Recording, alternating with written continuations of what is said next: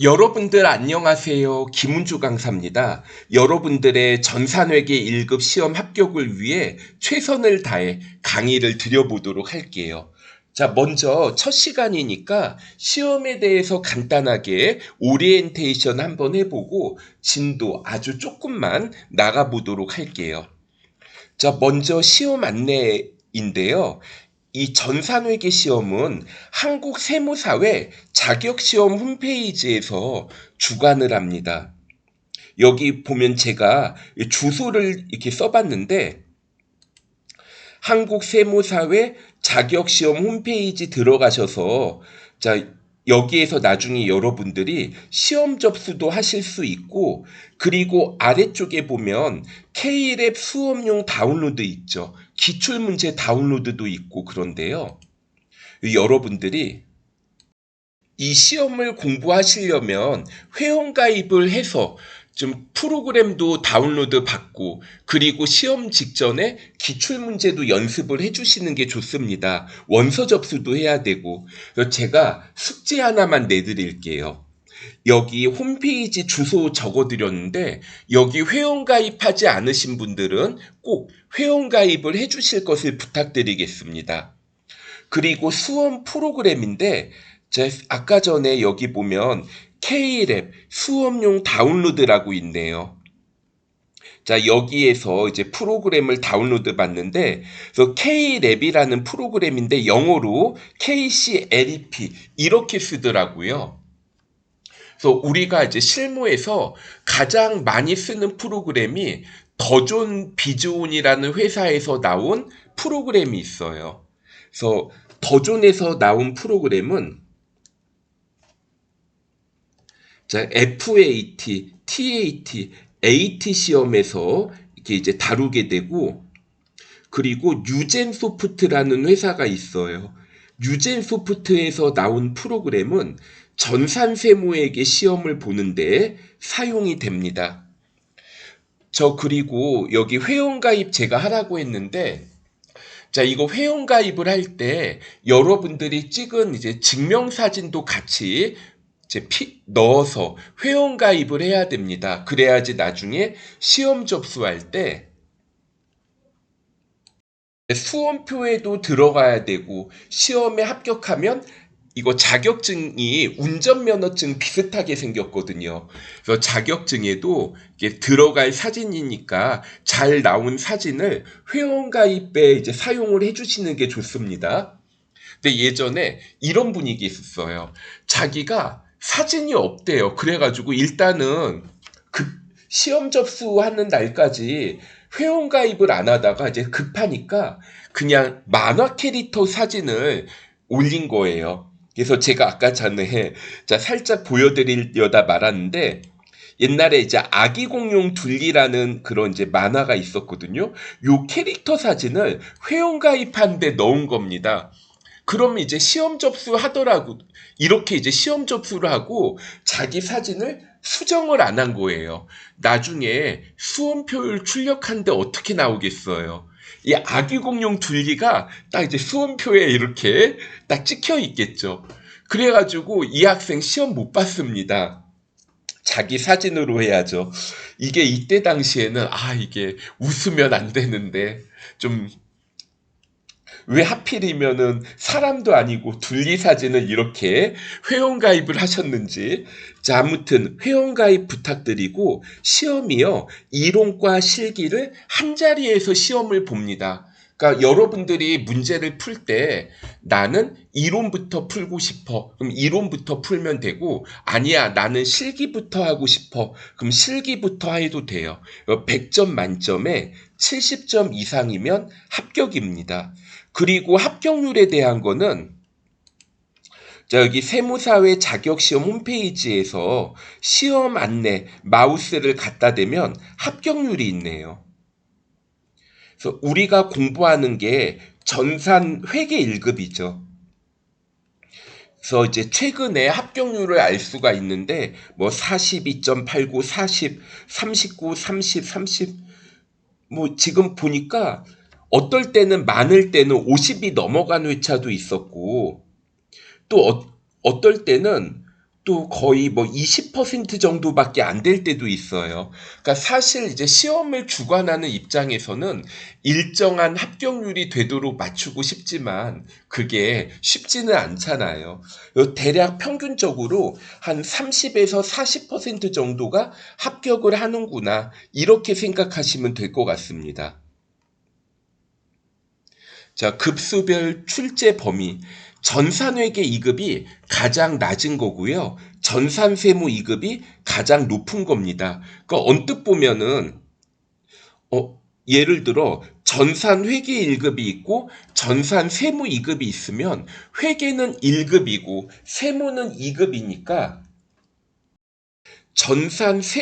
세무 2급보다 회계 1급이 더 높은 것처럼 오해하기가 쉬운데 옛날에는요. 이거를 전산회계 1급이라고 하지 않고 3급이라고 했고요. 전산회계 2급이라는 말 대신에 4급이라는 표현을 쓴 적도 있었습니다.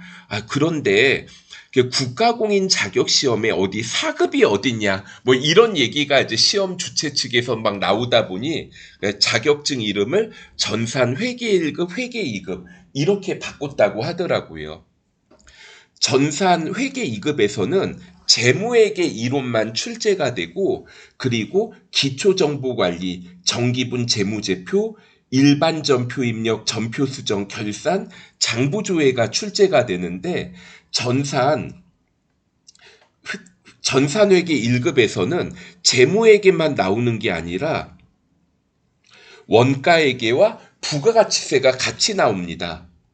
제가 여기에서 원가회계를 8점에서 10점, 부가가치세를 4점에서 6점 이렇게 적었는데 이게 회차마다 약간의 차이가 있더라고요.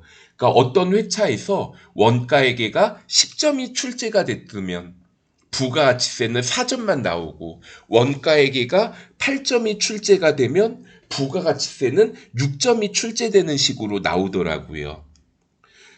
그래서 이 부분이 전산회계 1급에서 추가가 되고 그 다음에 전산회계 1급 실기의 경우에는 메인 매출 전표라는 게 추가가 됩니다. 그래서 메인 매출 전표를 완벽하게 하기 위해서는 부가가치세 이론을 조금 알아야 돼요. 그래서 이론이 부가가치세가 들어갔고 그리고 뭐 나머지 실기는 이제 범위는 비슷하죠. 그 대신에 조금 더 이제 전산회계 1급이 어렵게 나옵니다. 그리고 여러분들이 개인 사업자, 법인 사업자 이런 말 들어보신 적 있으실 거예요. 전산회계 2급의 경우에는 개인 사업자를 기준으로 전산 실습을 합니다. 반면에 나머지 3개 급수는 개인 사업자가 아니라 법인 사업자를 기준으로 이제 전산 실습을 하다 보니까 좀 약간 물어보는 관점이 다를 수가 있어요. 기초정보관리라는 것이 있고 정기분 재무제표 이거는 일단 말 그대로 회사의 기초적인 정보를 기록한다고 보시면 돼요.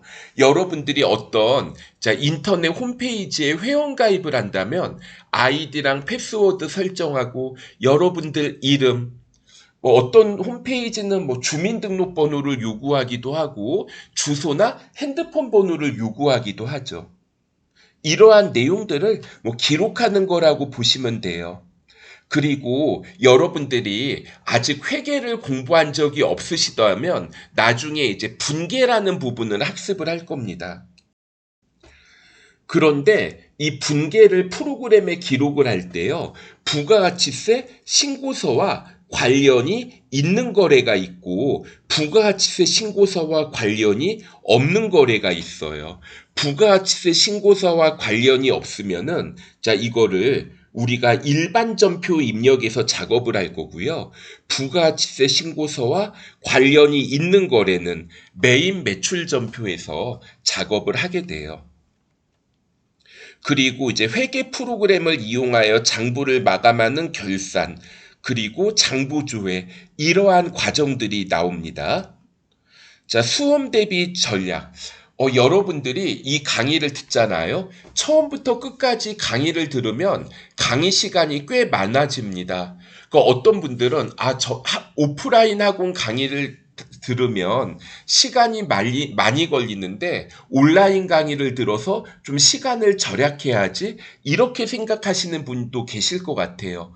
그런데 또 이게 또 차이가 있습니다. 오프라인 학원들 있죠. 그런 곳은요, 강의 시간이 또 제한이 있어요. 그러니까 어떤 학원은 뭐 40시간 동안에 뭐 한다. 어떤 학원은 뭐 60시간, 뭐 이런 식으로 이제 학원 강의를 하는데, 저도 어디 이제 학원 강의를 하잖아요. 전산회계 1급을 하는데, 이게 수업을 하다 보면 회계가 처음이신 분들이 많이 옵니다. 그럼 이분들한테 회계 기초적인 것도 얘기를 해줘야 되죠. 그리고 온라인 강의와 오프라인 강의의 또 차이가, 온라인 강의는 그냥 제가 설명만 열심히 잘 해주면 되는데, 오프라인 강의는 여러분들이 이제 전산 실습을 하잖아요.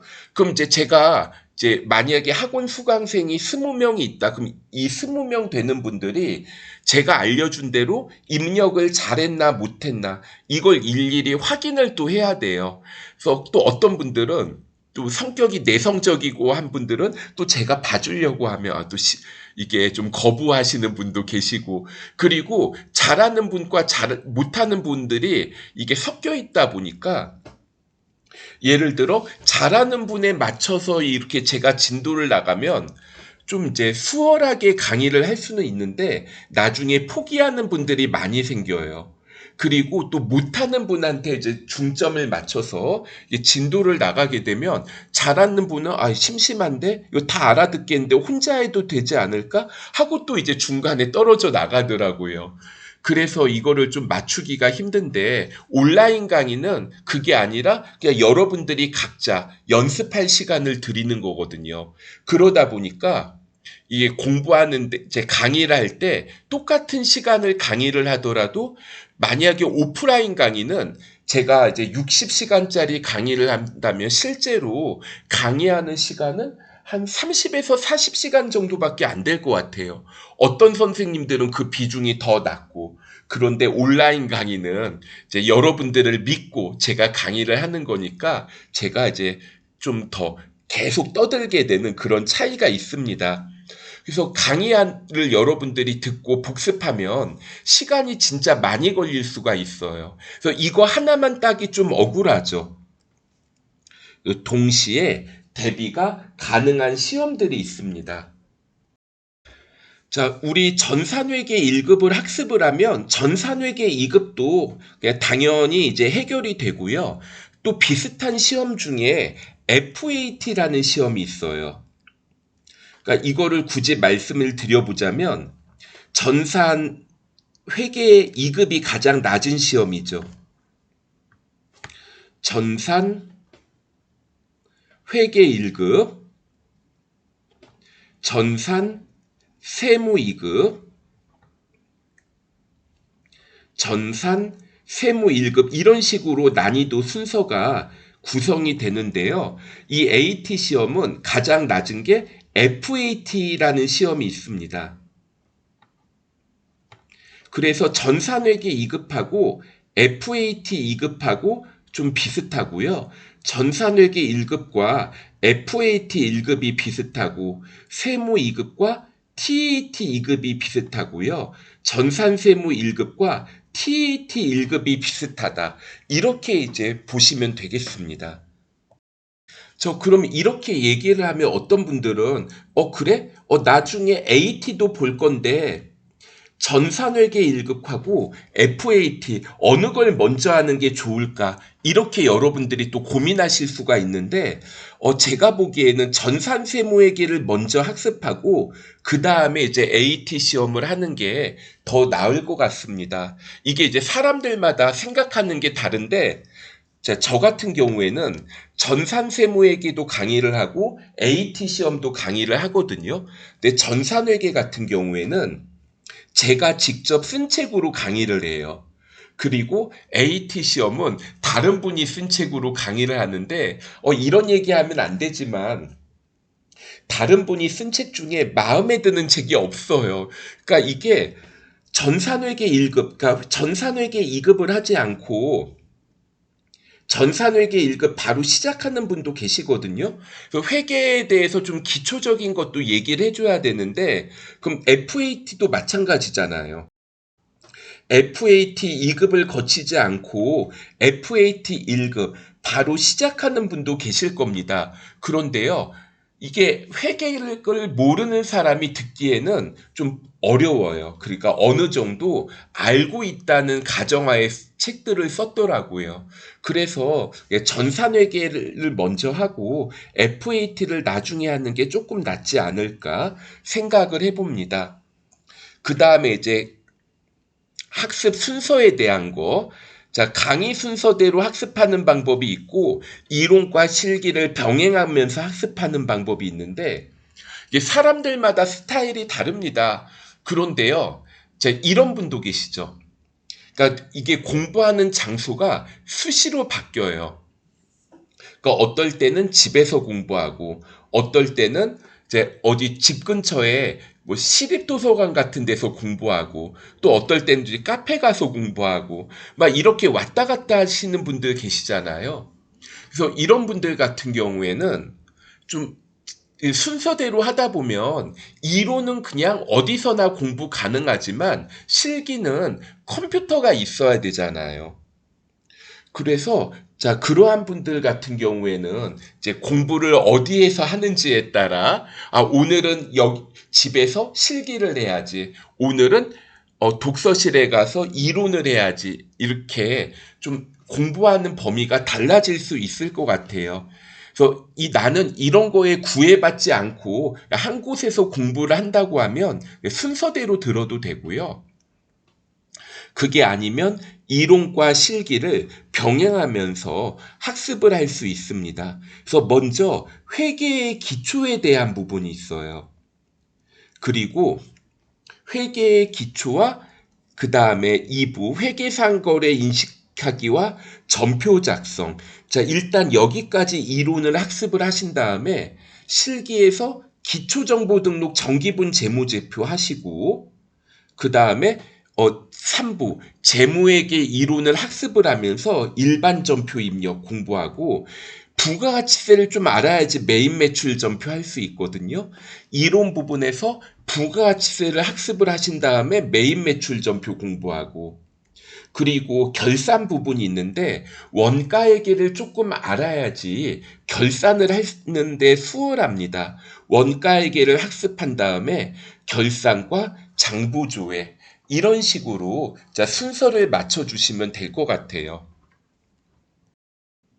그 다음 이제 교재에 대한 건데, 제가 이제 직접 쓴 교재가 있는데, 이걸 이제 수강생분들한테 좀 이제 1인당 이제 한 권씩 이제 나눠 드리려고 합니다. 그래서 이게 이제 두 권으로 이제 나눠서 드릴 거예요. 근데 제가 강의할 때 보면 페이지를 왔다 갔다를 좀 상당히 많이 하는 편이거든요.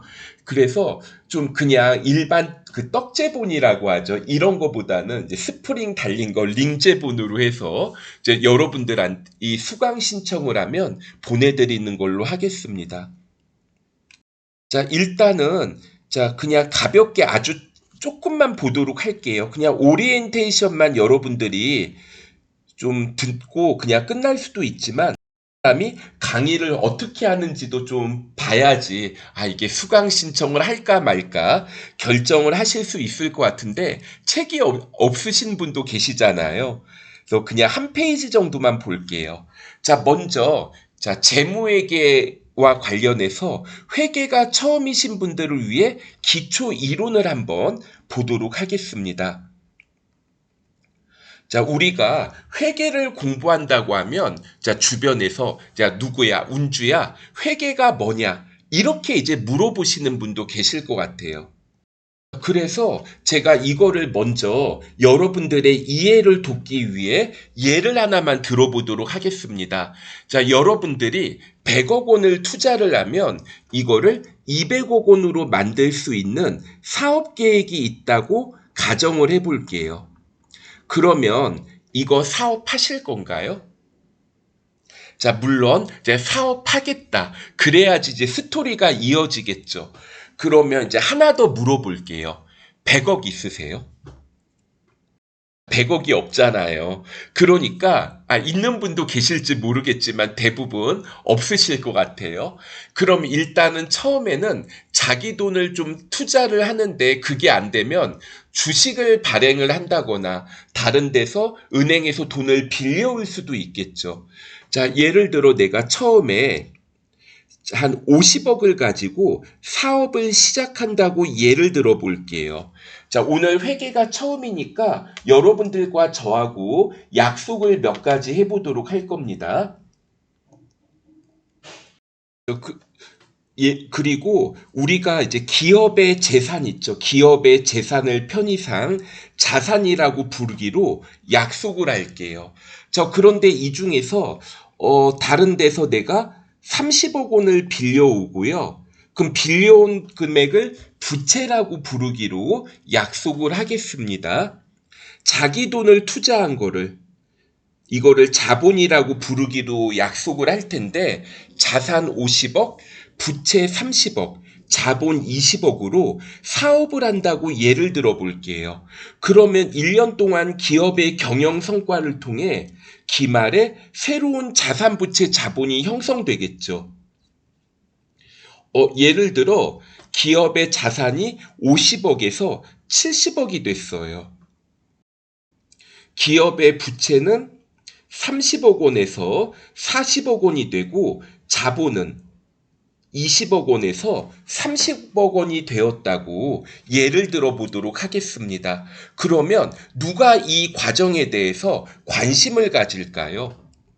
여기 경영자, 주주, 채권자, 정부, 이해관계자 이런 사람들이 관심을 가질 겁니다. 그러니까 경영자, 내가 얼마나 사업을 잘했는지 알고 싶겠죠.